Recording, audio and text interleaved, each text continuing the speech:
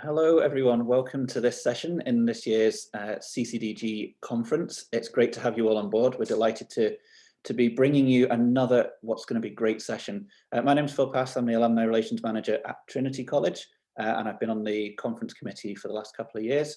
And today, I'm not going to mess around with any major introduction time, I'm going to get straight to the event. You'll have seen the housekeeping rules at the start, so you won't be seen, you won't be heard at your end, so don't worry about any of that. The session is being recorded, as you'll have seen. And please do use the Q&A function throughout to send in any questions that you might have. We'll also have time at the end of the talk for a Q&A with our speaker. Before that, there will be a 25-ish minute presentation about this today's topic, which is the 30 under 30 programme at the University of Bournemouth, which had a great success at engaging recent graduates and therefore good numbers in alumni engagement. Our speaker is Jonathan Goode. He heads up the alumni relations team at Bournemouth, and he has an extensive PR and marketing background. I saw him speak on this topic at a case conference at the end of last year, and it's really great. I know you're going to enjoy it. So Jonathan, over to you, and thank you very much. Thank you, Phil, for that introduction, and thank you for inviting me to join the conference. Really good to be with you today, and yeah, great to see so many people joining us this morning as well. So hopefully, as Phil said, it will be an informative session. I'm going to just talk you through a campaign we ran for the first time last year, give you some insights into why we did that, how that ran, and also some lessons that we learned from it that hopefully might be useful for you if you're thinking about running similar types of activity. So I will just share my screen, so just bear with me a few seconds while I do this.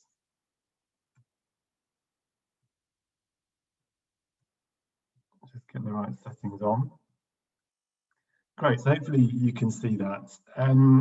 So yeah, as Phil said, 30 and 30 was a competition really that we ran last summer as we were in lockdown to hunt out our bright young graduates, so brightest young things aged 29 and under, who had studied at Bournemouth University and then gone on to work in a whole host of industries and sectors.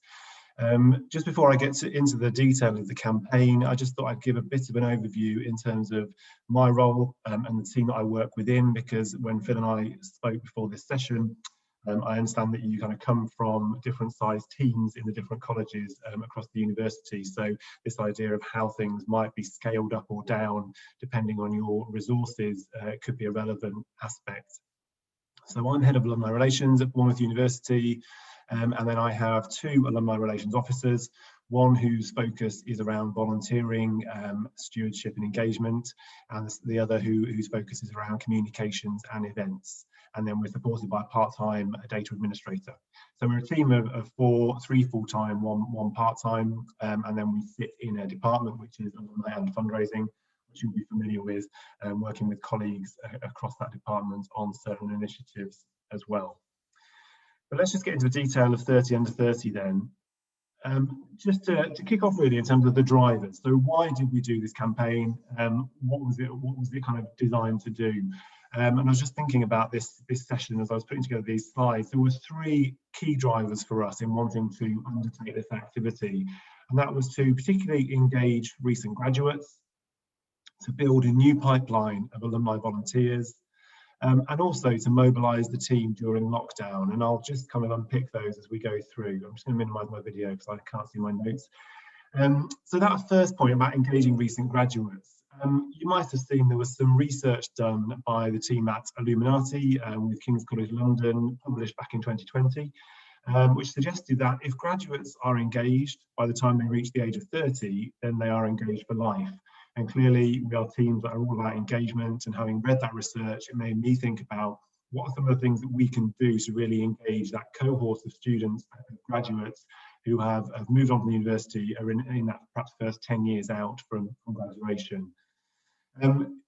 For us as well, as a result of GDPR back in 2018, which seems like a long time ago now, we chose to go down an opt-in only route for our alumni communications. And I know institutions are taking different approaches, and not going to kind of go into the ins and outs of that, but we went down an opt-in only route. So it's become even more important for us to find really tangible benefits and reasons for our alumni to engage and maintain their connections with us. And so this activity, sort of thinking particularly about our recent graduates, was both to engage those who had recently left, but also continue to create a bit of a buzz amongst current students about the alumni network, so that they could see examples of activity that they might want to engage with when they finish with the institution. Or if nothing else, see inspirational role models that they can see are active within the alumni network and who might be beneficial to their career development too. So that was kind of the context.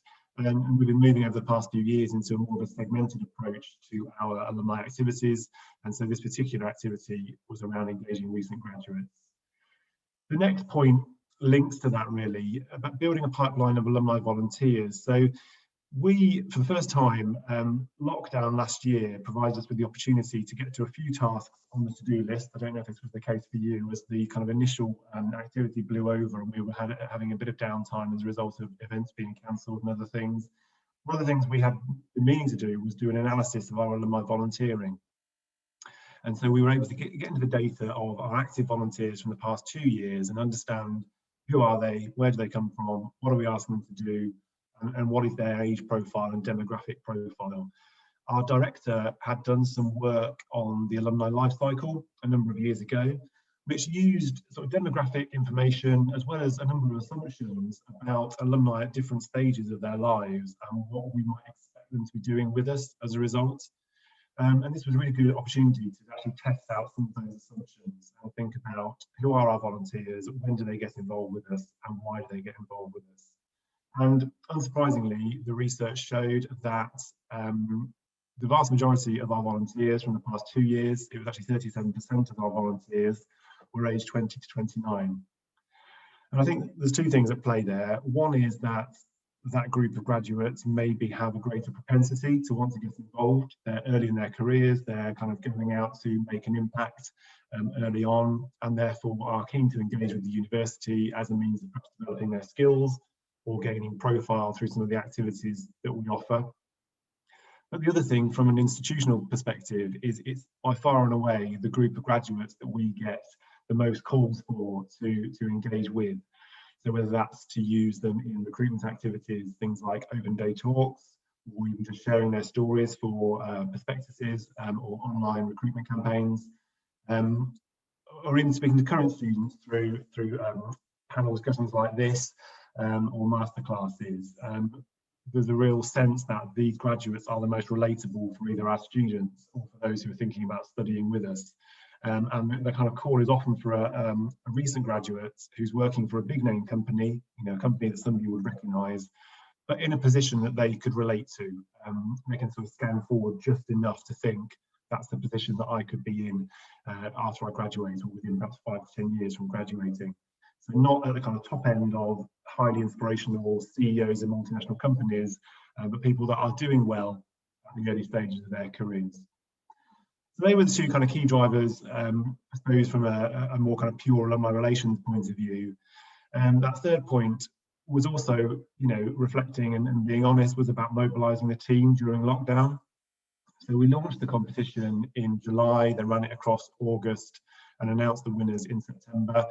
And again, I don't know about those of you on the call, but after that initial activity of getting used to working from home, delivering the things that were in the plan that had to be delivered, there was certain activity that we just couldn't deliver. And as a result, I had a responsibility as head of that team to think about, do we just carry on kind of keeping things ticking over, or are there new things that we could launch that would bring us together, keep us motivated and build some momentum, as well as reaching out and engaging our graduates at a time when they're experiencing a whole mix of these things as well. So they were the drivers. The inspiration came from two sources. I mean, 30 under 30 isn't new. Probably the biggest exponent of it is Forbes. Starting in the States, they now do 30 under 30 listings across a number of different countries as well. But this idea of hunting out and profiling a list of bright young things. So for Forbes, it's about people from the world of entertainment, media, and entrepreneurs. It's also quite a familiar concept within things like PR and marketing trade magazines. So you'll see 30 and 30 lists in those kind of setups as well. We looked to that. We also looked, I say a bit closer to home. I mean, actually, this is a university in the States, but I regularly trawl the case studies of the Case Circle of Excellence Award winners, and one of those from the year before last was a university in the States called Concordia, and they'd run a 50 under 50 campaign. So the same format. For them, their drivers were not about engaging recent graduates, but about hunting out graduates who were a bit more further along in their careers and who potentially could become new major donors to the university. So that was their driver, to try and engage the, those more senior business people who might want to give back to the university in different ways. But having read what they'd done, I thought, we can translate that into our context and to meet the drivers of what we are seeking to do. And so 30 under 30 was born, and this was the concept. So we worked with our design team. So in terms of resource, we have an in-house M&C design team who helped us to create some assets around this. We wanted it to obviously to appeal to the audience, knowing that they are career focused, digitally savvy, socially media, active on social media. So we wanted to kind of create a brand and identity that would engage and excite them. And this idea of being, certainly in our first year, part of the inaugural lineup of our 30 under 30. So we launched, just in terms of the detail of what we did, we launched the call for entries in July. We set up an online form and invited our alumni to self-nominate, so to write a short description about their career achievements, but also importantly, how their university journey had supported them in making an impact in their careers. We also asked them to seek an endorsing comment from a senior manager or colleague. So there was that sense of a sort of verification of somebody else saying that they had made an impact in what they'd done. We made that call over email. So we sent out e-shots to our database of alumni who we knew were within the age profile. And then supported that with social media activity as well. So a number of social media calls across Facebook, LinkedIn and Twitter, across that opening period as well. And then finally, we worked with academic colleagues or those in professional services where we knew they'd also got good links with groups of graduates, whether that's because they ran course advisory panels or they still facilitated LinkedIn groups or Facebook groups to help us to spread the word that way too. So in terms of the result of that, I mean, just numbers to begin with, we had no idea how this would land, who might want to engage with it. We received just under 90 applications to this first competition. So that was a relief, we knew at least we'd got a competition to judge and we could help to whittle down the entries to create our final 30 winners. That is a graphic which we put out across our social media channels and also on our website, which profiled those 30 finalists. That then linked through to a web page, which we released on the day that we announced the results. So each of those individuals had a very short profile on the website with a headshot and just a paragraph about them and what they did. And then as you clicked through, you could then each have their own unique page, so a URL that they could point to, which gave a little bit more about them, told their story from the point of view of their career, their time at BU. This is a bit small probably, but I've just sort of chopped a few bits off the web page there. So a brief fact file, and then that endorsing colleague, that endorsing comment from their colleagues as well. So that was really key for us in terms of pushing out the announcement, that we were not able to make just only to make the kind of global announcement, but also do unique posts across the day, giving the links to the individual winners' stories. In terms of the assets that we provided, so in that process of having chosen the finalists and let them know that they were going to be announced as part of the lineup, we had asked them each to provide a headshot, and then we asked our design team to overlay that with the 30 under 30 logo, and then send that back to them so that they were lined up on the day of the announcement to be able to not only kind of reshare our social media posts, but also share their own too. And so gave them the assets as well as the hashtags that we wanted them to use to try and really build engagement on the day and some excitement and buzz about this accolade of having been chosen as one of the inaugural 30 under 30. So that's the kind of the mechanics of what we did. what was the impact? And I'm always a bit wary of sharing stats, especially on social media, because they just sort of look a little bit ludicrous, if I'm honest. But and it's hard to compare like for like, because we've all got different levels of engagement and traction on different channels. But I mean, suffice to say, it was one of the most the highest levels of engagement we've ever had from any of our campaigns. So our website users increased by 296%. Facebook post engagement increased from the previous month to by 8,702%. These are Facebook stats, so I have to take them as they're given. But as you can see, huge increases on our usual levels of engagement across the channels that we used to communicate the competition and the winners of the competition. And I think, importantly, that final bullet point, given that one of our key drivers was about generating a new pipeline of volunteers, 17 of those 30 finalists have gone on to volunteer with us in the past year. So that's through mentoring, through sharing their stories for perspectives, that's through speaking at events. And actually, those 17 have actually given 28 instances of volunteering so far. So it was successful in as much as developing that new pipeline of graduates, many of whom were not known to us previously, and who have gone on to be engaged and to volunteer with us in different ways across the university. And I've just included on this next slide a quote from our senior content editor within the marketing communications team. So each year we get emails from him saying, I'm about to start working on the undergraduate prospectus or the postgraduate prospectus. I'm looking for alumni across these areas. Can you, provide us with some points of contact? And it's often a bit of a scrabble to find people. It's either going back to the same people or sending out speculative emails who, some will respond, others don't. But, in this instance, we had a new pipeline of graduates who were really happy to be involved in that next stage of activity. And so his quote, without a doubt, the best and most engaged alumni I've spoken to for ages. I don't know what you're doing with them, but it's fabulous. And there are some really inspiring stories. So that was great feedback to hear, that not just were people happy to share their stories, but that actually he could notice a shift in the engagement of those individuals and the quality of the stories that they had to tell as well, which was pleasing.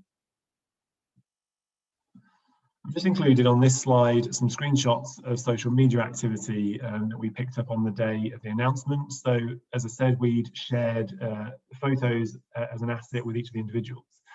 Excuse me, as well as detail of their individual URL on the website and the hashtags that we'd like them to use as well on the day.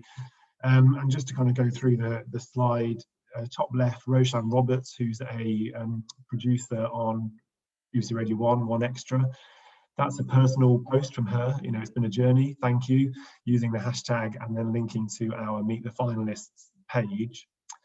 Similarly, Declan Paul, a bit more of a formal post, but that he's pleased, he's honoured to have been included in a campaign that aims to inspire the next generation of young talent. And then the ones at the bottom there, bottom left, what was also great to see was organisations wanting to share the news that their employees have been named among this list as well. So that really helps to increase our reach by getting posts from corporate accounts who were obviously keen to share the achievement, because it reflected well on them as well. And then finally, bottom right, it was really lovely just to see the comments really following the initial post. So people who had studied with these individuals getting back in touch, congratulating them, kind of reminiscing about their days at BU. So, as a piece of engagement, which, didn't require a huge amount of effort from us to prompt, did really kind of spark interaction with graduates within the network, which, was great to see. Before I finish, I'm going to move on to some slides around some of the key insights and lessons that we've taken from running this for the first year through. Before I do that, just thought it might be useful to outline how this sits within the context of our other awards activities. So we run an Alumni of the Year award, which has been running now only 4 years. It's quite a new activity for us, but has become quite a high point of the university calendar. So we seek out winners across core categories that relate to the university's stated purpose. And so we will award between 3 and 5 awards under that banner each year. So the idea that that's a little bit more high profile, they're likely to be further along in their careers, and maybe sort of bigger impact as much as you can measure that. So that already existed, and this is kind of a secondary activity that has come in to appeal to that particular more recent graduate segment. And then there's two pictures underneath. We also operate a Volunteer of the Year award as well, so given to somebody who has given of their time to support BU, its students and staff through a judging criteria. So that's how this now sits within our kind of suite of awards, if you like. So lessons and insights. So if you were thinking of doing something similar, you may already be doing something similar, and if so, it'd be really good for me to hear from you. But for us doing this again going into this year, and we will do it again, or if you were thinking of doing something similar, one of the very specific things I would seek to do is be really clear about the industry categories that you're including in your nomination form. So we left that last year as a free text field. The problem is then you get a whole host of variations. So somebody's digital marketing is somebody else's social media marketing or PR and communications. And so trying to put people into categories and then judge them against others in that category was made trickier by the fact that we had left that up to participants to select themselves. So that's a bit of a learning point for us. There was, I'm not sure of the way around this, but there was a real challenge in getting a spread of industries represented. So we were keen at the outset that this would showcase BU graduates across all sectors, as much as possible across all sectors, and graduates who have studied courses that represented the breadth of the offer at the university. But what we found, and it's not surprising, is that the vast majority of entries came from those who were working in PR marketing disciplines.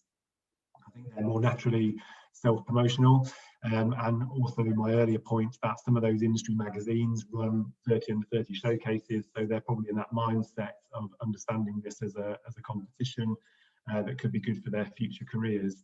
So it was a real challenge, and the result was that I think, I can't remember the sort of split now, but of the 90, probably 40 or more were from that area, and so we could have had a 30 lineup, all from PR, marketing, communications. So we had to throw out a number of really good quality entries in that area to bring through what were probably weaker entries in the areas of things like law or financial services or the charitable sector, just so that we could achieve that split.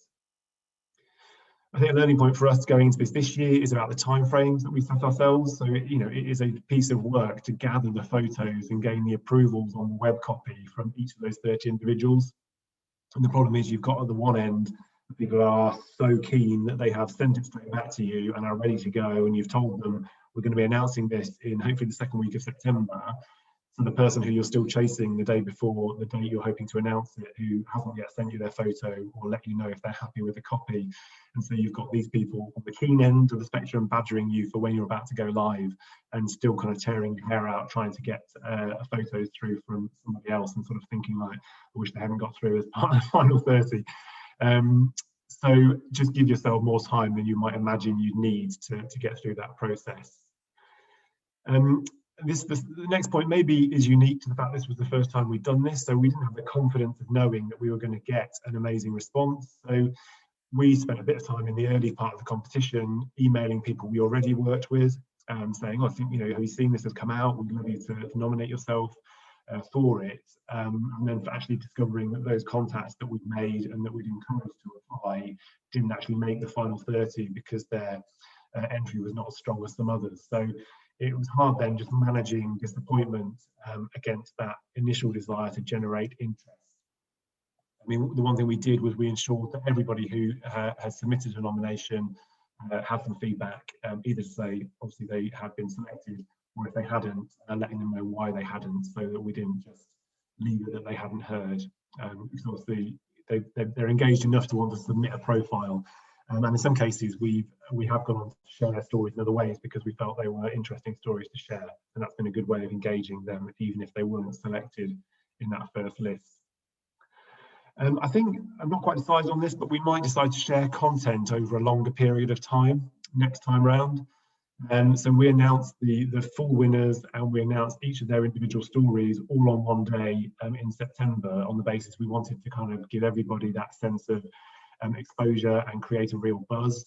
I was on a call with the British Council last week, actually looking at their Study UK Alumni Awards, and their approach is, after the initial announcement, to profile a winner's story, once a week over a number of weeks. And so it might be interesting to think, is that a better approach?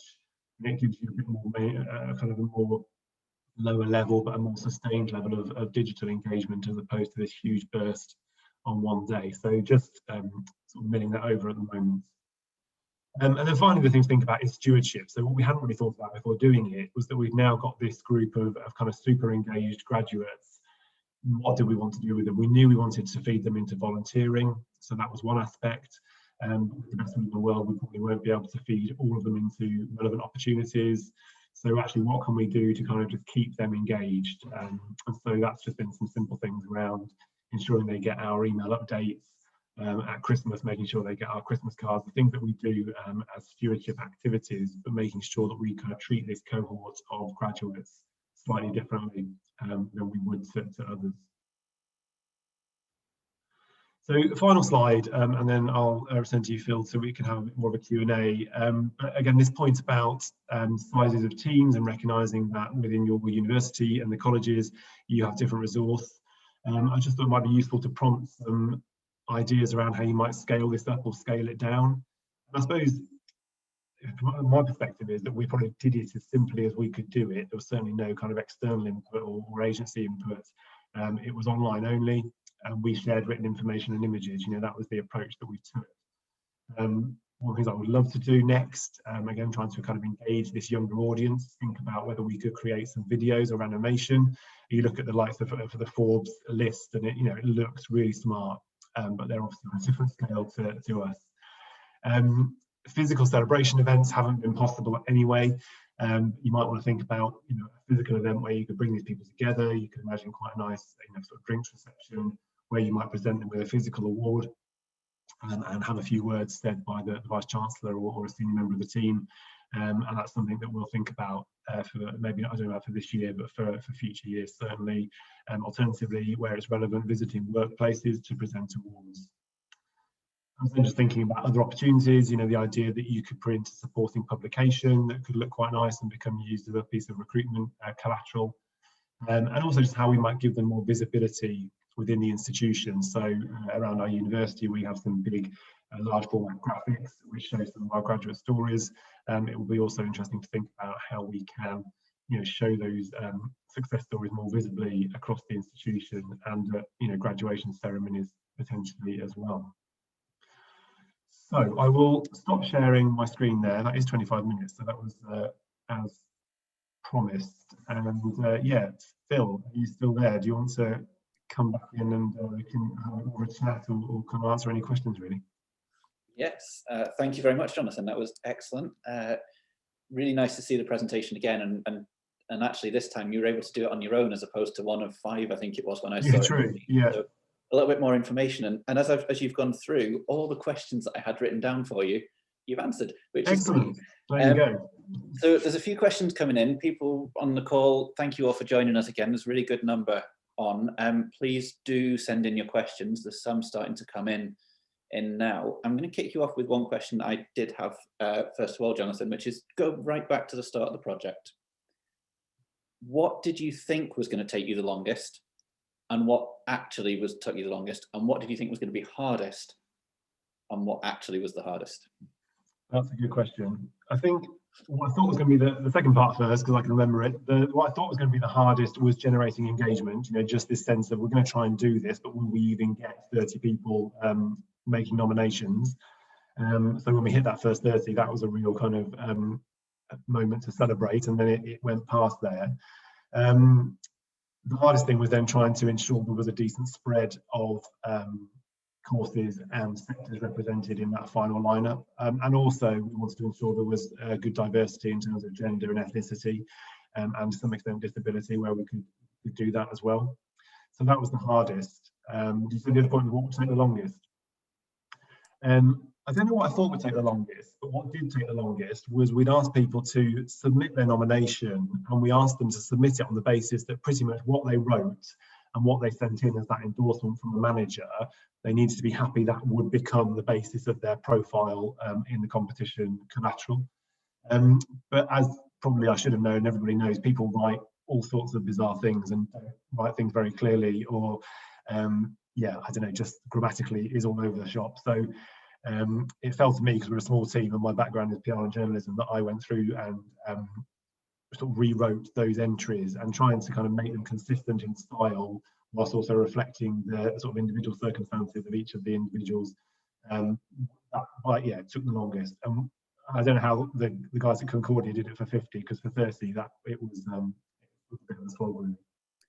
Yeah, there was a little bit in my head, sort of, as you were talking, thinking, oh, well, I'm at Trinity, we could do the Trinity 10s and we could do 10 people from each decade. I would stick with that. I would stick with that for sure, yeah. That works. So one of the questions that's coming in a little bit, so a couple of people anonymously, but also Nami Morris, thank you. How did you select the 30 individuals? So just a bit more about who was on the judging panel, what the criteria was, as to what you did, and was it staff and alumni that you involved in it? There's a few people there, so thank you for those. It was just kept within our team this year. So our Alumni of the Year Awards, we ask our senior leads from each of our faculties to become the judging panel, so there's that level of separation. For this, it was the first time we'd done it. I guess we were quite clear about our objectives. We kept it within the team. So I'm not sure that's the most robust approach, and we're just looking at how we do that for next year. But yeah, for this first time through, it was an internal process of, as a team, getting together, looking at the entries, and judging them against the criteria. So we'd asked on the form people to answer 2 questions. One was, please outline the impact that you've made in your career to date. And secondly, how has BU enabled you to achieve what you've achieved so far? And let them know that plus the endorsement from their manager, that we would be judging entries based on the quality of what they've submitted within the word count. So it's really hard to compare like for like, and as I said, in reality there were probably stronger entries within certain categories that ended up not making the final cut, because we were also actually wanting to engineer this slightly to ensure there was a spread of sectors, genders, ethnicities across the piece as well. So it was a bit of a balancing act. And did you think that everybody was quite comfortable with that? The alumni were quite comfortable that it was being judged internally, or did they, have they sort of come back to you and gone, oh, it'd be really nice if the VC was involved, or the... Yeah, they haven't done actually. No, they seem comfortable with the process which we outlined, what would be taking place. So yeah, no issues on that score. And we didn't have any kind of real kickback about people who hadn't been selected either. Interestingly, we have on the Alumni of the Year Awards, a couple of years we've had people saying, I'm surprised our entry hasn't got through. But yeah, I mean, we're clear in the competition rules that we publish as well about what the process will be, but also that the decision will be final, and that whilst we'll provide feedback, that we won't enter into huge amounts of detail back and forth about the whys and wherefores that someone's not been selected. And when you were writing those competition rules, were there things that, as you were going through, you suddenly went, oh, we should have had that in? Did anyone exploit any sort of loopholes or see things and start to... Yeah, I don't think we've got the benefit of the previous award schemes, so they were our starting point, and we've got a good legal team who had looked at those for us. So it kind of provides enough wiggle room, I suppose, just to make sure that we can run it well, make sure that we're following a fair process. Great.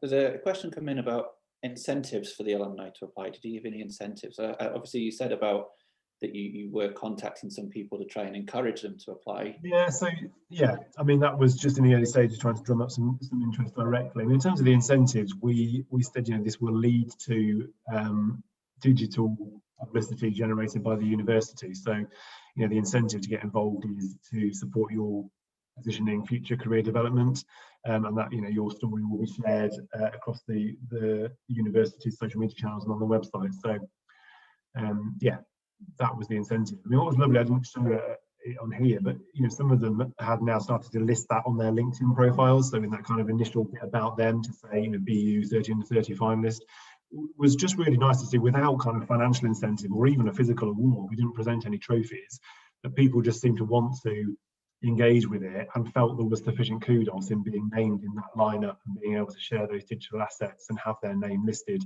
on the university website. It felt compelling enough. Great.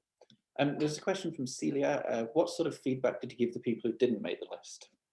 Yeah, so largely it was referencing that we were overwhelmed by the number of responses, so it made judging really tough. And in that particular category, and if particularly for something like marketing and comms, it was a particularly tough category. And then we would try and give a more specific piece of feedback. So at the moment, the impact of your career. I can see that you made a big. We can see you made a big impact within your business, but other finalists have made a bigger impact across their sector or wider sphere. So it's trying to give some specific feedback about being positive about what they've done and what they've achieved, so not to take away from that, whilst recognising that others on that final list, it's hard, isn't it? I wouldn't sort of said have achieved more, but yeah, you're probably using terms like have made a wider impact in their work so far. Or, always that thing about, but we would welcome a further nomination from you in future years. Yeah, that's interesting, because I guess that you said that you think you'll run it again, you'll build on it. Would you be encouraging people who have previously, is it you've won it and therefore you don't go in it again, or are you encouraging people to come back time after time? Are you going to leave a gap between them a little bit, maybe? Yeah, no, we are going to. Sorry, I just clicked off the screen. I'm back on. We are going to run it again as an annual activity. So we've had, across the year, a number of emails in from people saying, "Can I just find out when the deadline is for this? Are you running it again this year?" Both from staff who want to encourage their graduates to nominate, but also directly from alumni as well. So it certainly seems to have caught the attention, and people seem keen to enter again. So we would.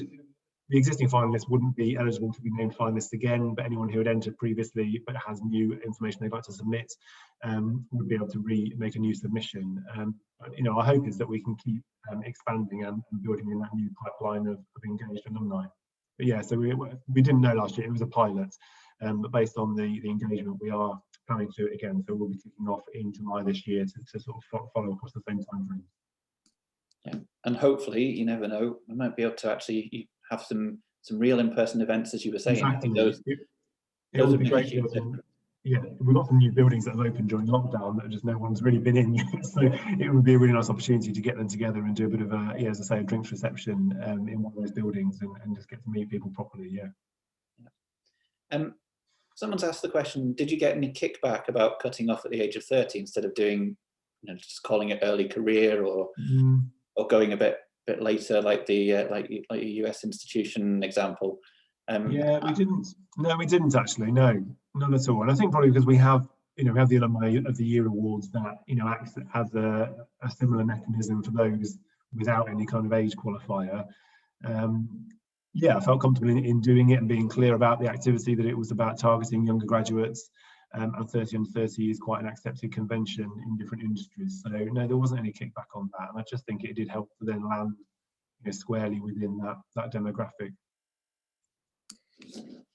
So as we said, and you've touched on in the talk, here in Cambridge, there's one big central alumni team for the whole university, but then every college has got its own thing.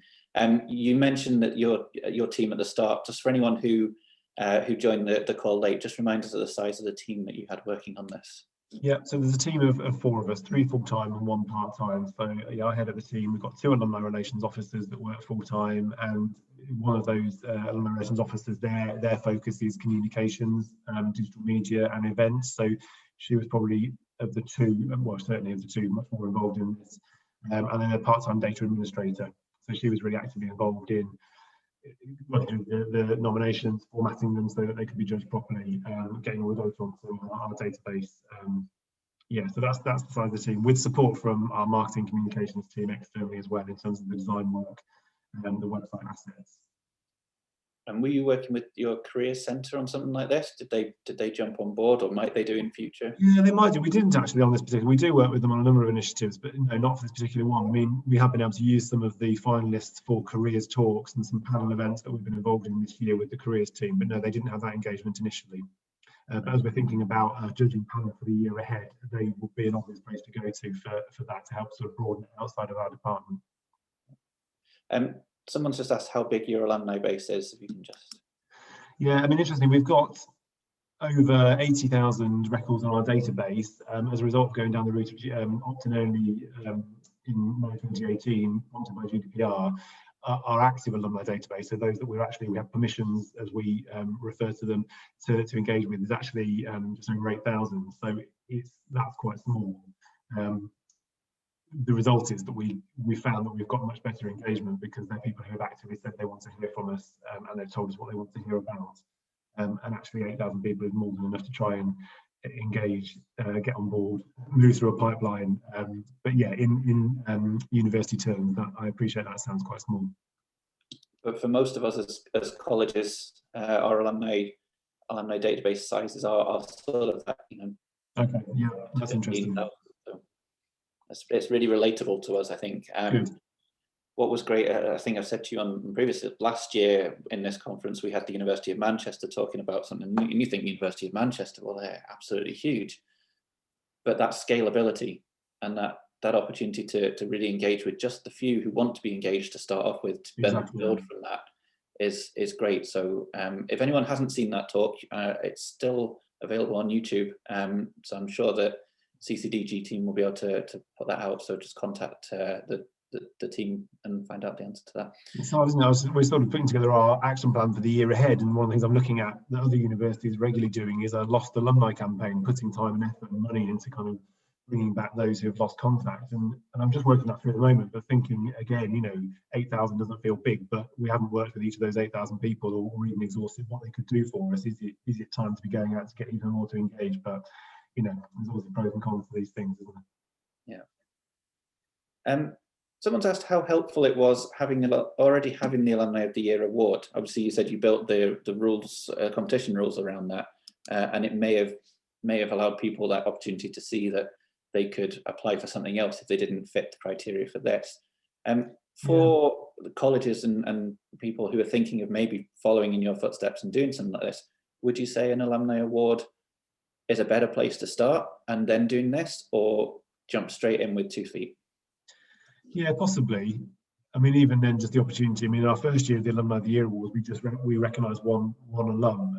So that is quite a straightforward process. We have broadened it out now to broaden the categories, but I mean, it has been useful for us, and we had some processes in place, some rules and regulations in place that we've done for that we were then able to tweak and move across to 30 and 30. So, I mean, I don't know that I'd say it's certainly not essential to do that before moving into something like 30 and 30, but yeah, from our point of view, it's been helpful to have that in place, and also to get this idea of how an awards thing, even the timetable of kind of going through the process of putting the call out, getting the submissions, working those through, notifying the winners, on that process of then announcing the lineup. It's useful just to have that as a framework that you can then adapt to other things. Great. Elizabeth War has said, did you find that the winners with the biggest social media profiles generated a disproportionate amount of impressions and engagement? And will this influence who you might choose in the future? Good question. I mean, yes, they did. I mean, it comes back to now the process we put in, now having sort of done this for a year and taken some learnings from it. I haven't yet finalised what the process will be this year and who our judging panel will be. But I mean, no, it would be, it would feel wrong to announce winners based on the fact they've got the biggest social media profile, I think. So I would not want that to affect our selection process. Yeah. Okay, still time for more. Well, as I say it, there's another question. Still time for more questions. Anyone on the call, if you want to send them in. Celia's just asking a little bit more about your Alumni of the Year program. Do you mind just diverting slightly into that for a moment, talking a bit more about the criteria and what you do? Celia says that, sorry, I don't know which college or department you're from, but it says, we have one to recognise alumni who have had some sort of social impact, unsung heroes, etc., and have struggled to get nominations every year. And she's from Clare College, so thank you, Celia. Okay, it's interesting. And again, we were talking this through on the call with the British Council about the Study UK Alumni Awards as well. This idea of self-nominations versus being nominated by somebody else. So for 30 and 30, it was a self-nomination process, which seemed to work. And I wonder whether it worked because of they're slightly younger and maybe hungrier and ambitious potentially. Alumni of the Year, we have 3 categories that map across to our university stated purpose. So there is an Enriching Society Award, an Advancing Knowledge Award, and an Inspiring Learning Award. we don't invite self-nominations, we invite nominations from either BU staff or members of the alumni community, so they can be a sort of peer-to-peer nomination process. Interestingly, this year, I had an inquiry from somebody saying, I don't know how they phrased it. It was clear that they wanted to put it in themselves, but it's all about how can I get, how can I make a nomination? And so the answer was you need to find another BU graduate that you studied with who might do that on your behalf, or a member of staff. And there obviously are people in that mind frame of, I think this will be great for my career and I'd like to put myself forward. But for the Alumni of the Year Awards, we ask the nominations from peers or from members of staff. So yeah, we run that each year. We generally get, it's not a huge response, we get around 20-25 nominations each year, and then select 3 to 4 winners. Ask them to respond to, again, sort of individual category criteria for each of those 3 categories, and we ask them to submit no more than 500 words to say how they've demonstrated an impact against that category, how they can act as an inspiring role model for others to follow. And then this year we've added in a piece around how they have embraced BU's value of inclusivity in their work, because we're doing quite a lot of work around how our work maps across to our equality and diversity values. And yeah, I felt like we've got quite a lot of work to do to increase the breadth of alumni that we're showcasing and featuring. So that was included this year to try and encourage nominations that encompass inclusivity in a much stronger sense. Do you think you would have accepted student applications? Obviously, it's usually an alumni thing, but it's 30 under 30 students are under 30. If any of them, I'd say not. The answer the question they were invited to answer was about the impact they made in their career to date. I understand that students could be working outside of their studies. I think one of the qualifiers for us is that they are already alumni, so they are already part of the graduate community as opposed to students at that stage. Yeah. How many hours did you think, if you were to put a time on it, how many hours do you think something like this took you as a team to do? That's a good question. I haven't done that analysis. I don't work in days rather than hours. I'd say probably 10 to 12 days. Oh, that seems quite high. So we'll say 10 days, yeah. Well, I was going to say that seems relatively small when you sort of think about it, actually, for the amount of engagement that you've got. I'm sure we all look at it and we could all work 12 days, probably double that on an alumni magazine or something, which has a wide circulation, but you never know the readership. You don't know what the engagement you get back, but this, you've got a total. So.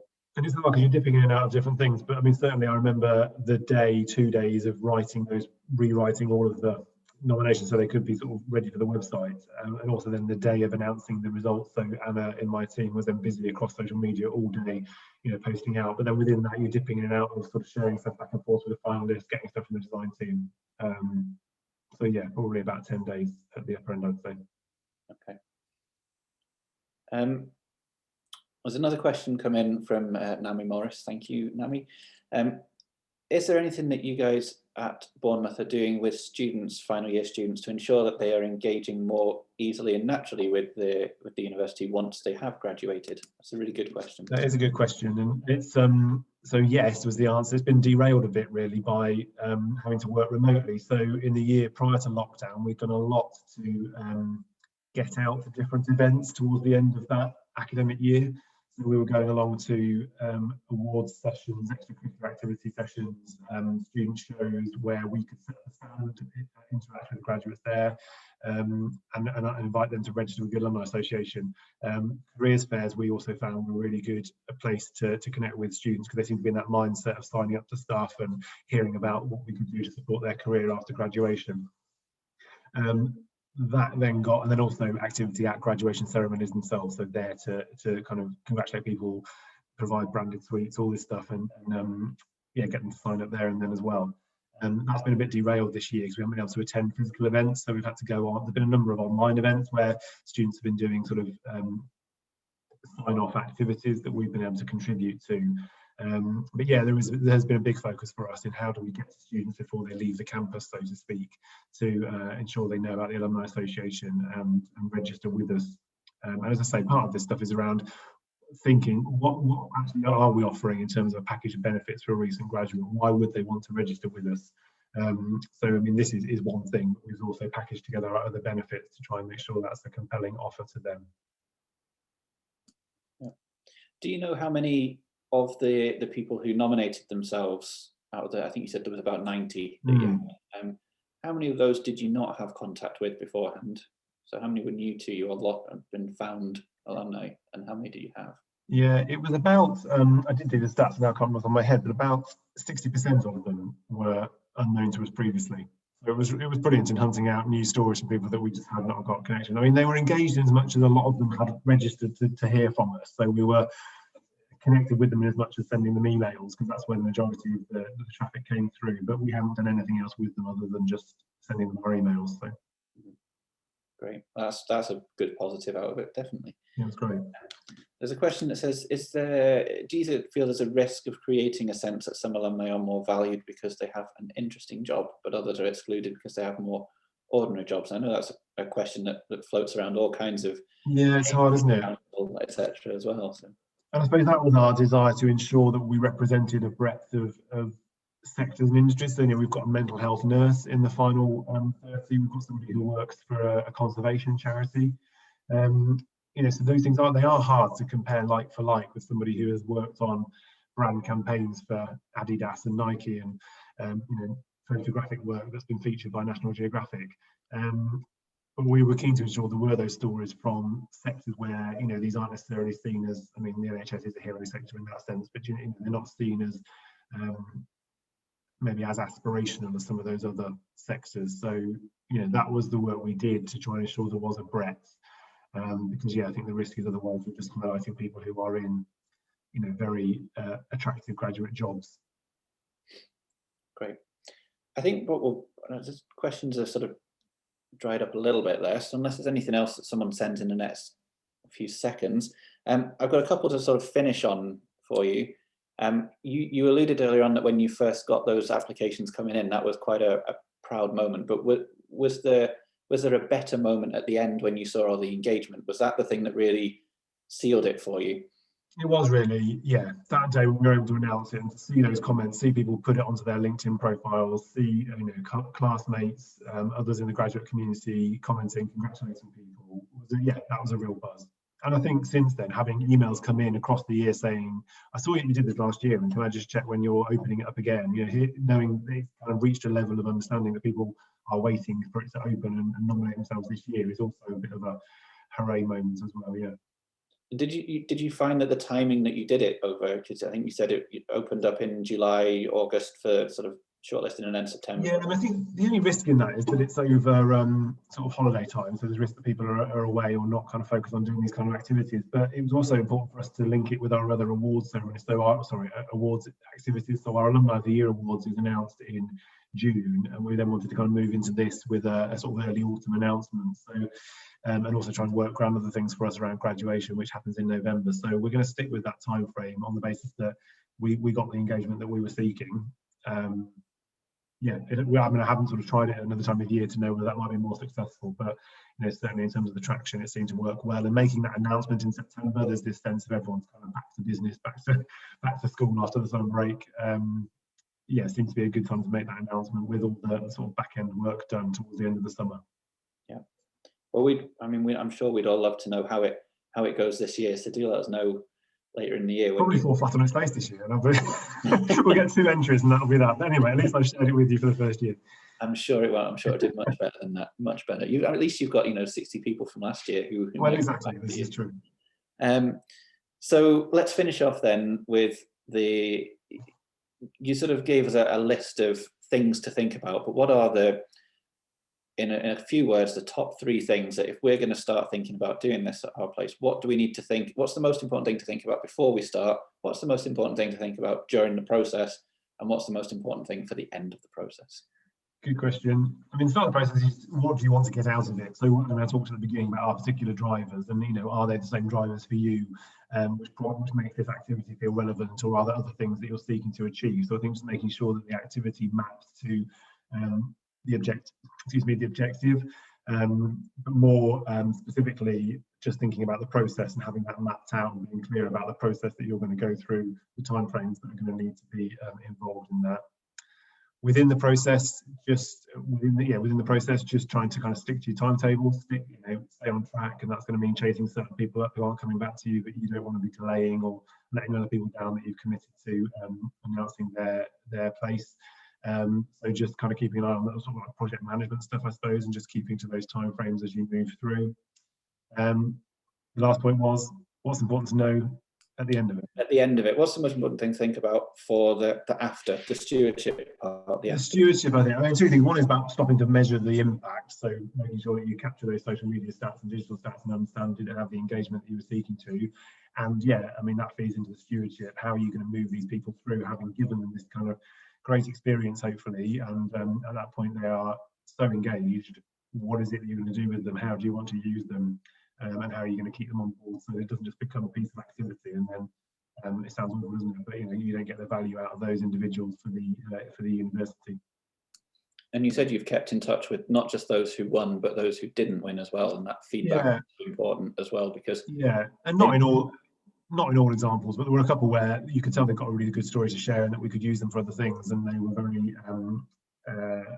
gracious at saying, yeah, that's fine, I'm happy, disappointed that I didn't win, but would be happy to chat about coming to do a talk or sharing my story, and they still get a bit of profile through that as well. Yeah. And one supplementary bit, that as you were talking about the sort of middle of the process and sticking to the time frame, you said that there were a few entrants who you were pushing right at the last minute to have things ready. What would you have done if you didn't have someone's profile on the day? I mean, because we were at the point where I'd written something based on what they provided, and so in a couple of instances we were sending emails to say, unless you come back to let us know otherwise, this is what will go on the website tomorrow. So we got something based on what they sent in. Because there was a level of editing that needed to happen, it was just that ability to get them to check and approve it. So it would have to have just been, this is going live, you've had opportunity to come back to us and you haven't done, and sort of starting to regret that you should be in our 30 final lineup because your timekeeping is not very good. But yeah, that's great.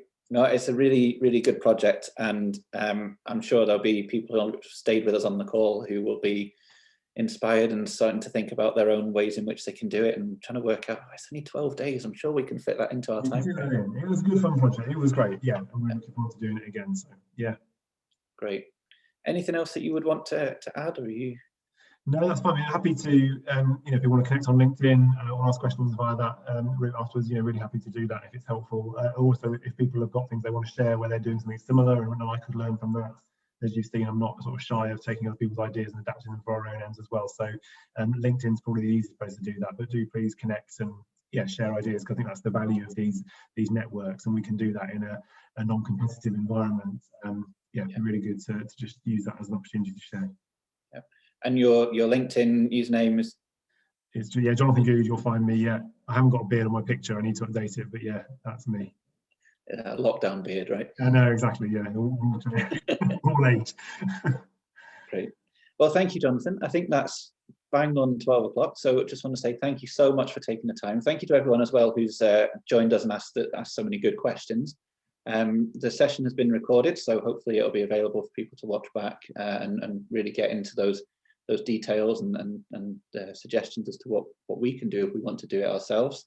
I just want to say quickly also thank you to the team behind the scenes who have been putting this together. We've had Maria and Rosie on with us today from Goode, and we've also had Amy and Laura and many other people, and all the CCDG committee for their support with doing this event. It's been a really great series. There's the closing plenary is tomorrow. I think there's something else as well, but I can't remember. So do check the schedule. And it's been really great to see you all. Thank you all so much. And thanks again, Jonathan. Thank you. No problem. Bye-bye.